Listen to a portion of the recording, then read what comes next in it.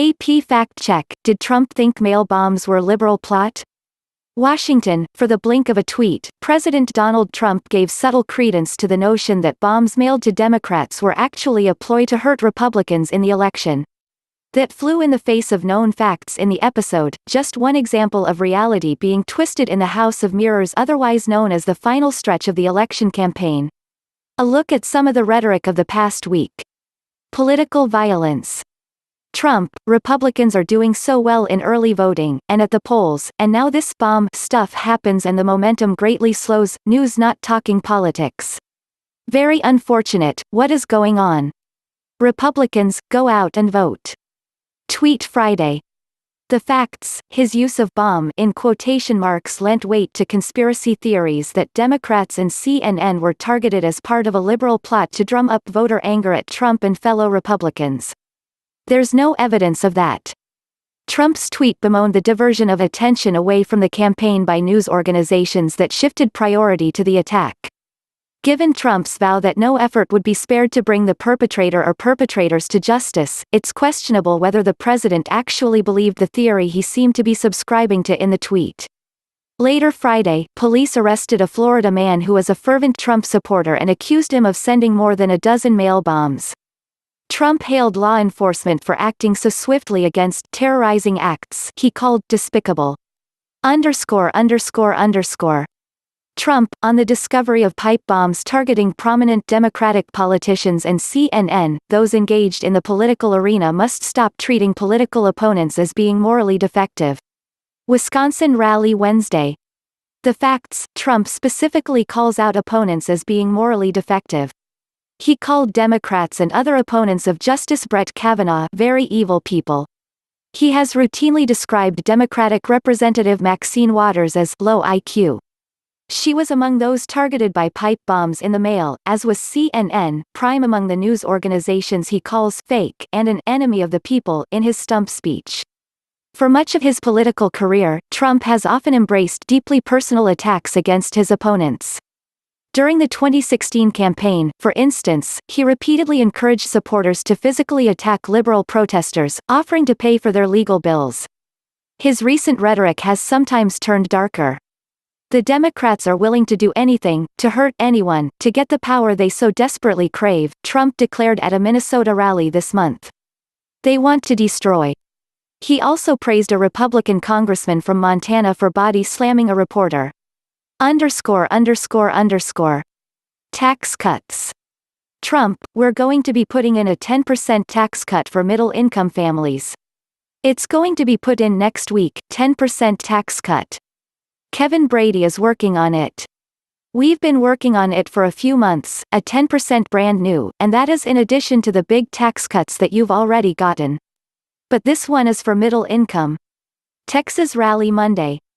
Trump: we're putting in a resolution sometime in the next week and a half to 2 weeks, and we're giving a middle-income tax reduction of about 10%. Remarks Monday at White House. The facts: a reality check is in order. His suggestion that he can soon secure a tax cut for middle-class families is highly questionable. Congress is out of session as lawmakers campaign for the November 6 midterm elections.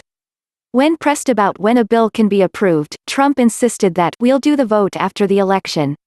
But he's making a big assumption that Congress can act in a lame duck session this year or that Republicans will keep control of the House and Senate next year. Addressing reporters on Wednesday, Senate Finance Committee Chairman Orrin Hatch said it was highly unlikely the Senate would vote on Trump's tax cut plan after the election.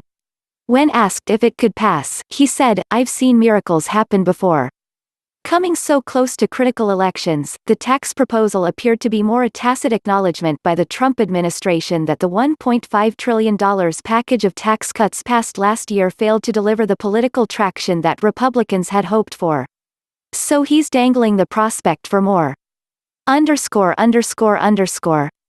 Trump: we've saved your family farms, ranches and small businesses from the estate tax, also known as the death tax. There's no tax. That was in our tax cuts. Texas rally Monday. The facts: there is so an estate tax. The Republican-controlled Congress did not eliminate the estate tax as part of its 2017 law.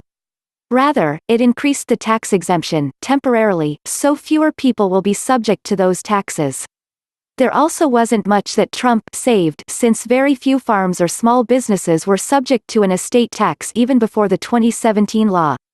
Previously, any assets from estates valued at more than $5.49 million, or nearly $11 million for couples, were subject to the estate tax in 2017. The new law doubled that minimum for 2018 to $11.2 million, or $22.4 million for couples. Those increased minimums will expire at the end of 2025. According to an analysis by the Nonpartisan Tax Policy Center, only about 50 small farms and closely held businesses were subject to the estate tax in 2017. Those estates represent about 1% of all taxable estate tax returns. Voter fraud. Trump, all levels of government and law enforcement are watching carefully for voter fraud, including during early voting. Cheat at your own peril. Violators will be subject to maximum penalties, both civil and criminal. Tweet October 20. Trump, the illegals, and by the way, I hate to tell you, you go to California, you go, they vote anyway. They vote anyway. And they're not supposed to. Voter ID, folks. Voter ID. Voter ID. Texas rally Monday. The facts: he's exaggerating the extent of voting fraud. The actual number of fraud cases is very small, and the type that voter IDs are designed to prevent, voter impersonation at the ballot box, is virtually non-existent. In court cases that have invalidated some ID laws as having discriminatory effects, election officials could barely cite a case in which a person was charged with in-person voting fraud. Democrats have opposed voter ID laws as unnecessarily restricting access for non-whites and young people, who tend to vote Democratic. Republicans accuse Democrats of wanting non-citizens to be able to vote in U.S. elections. Trump often asserts that voter fraud is a significant issue, but has not provided evidence of consequential fraud. After the 2016 election, Trump convened a commission to investigate potential voting fraud, after alleging repeatedly and without evidence that fraud cost him the popular vote. Trump won the Electoral College. But he disbanded the panel in January, blaming the decision on more than a dozen states that refused to comply with the commission's demand for reams of personal voter data.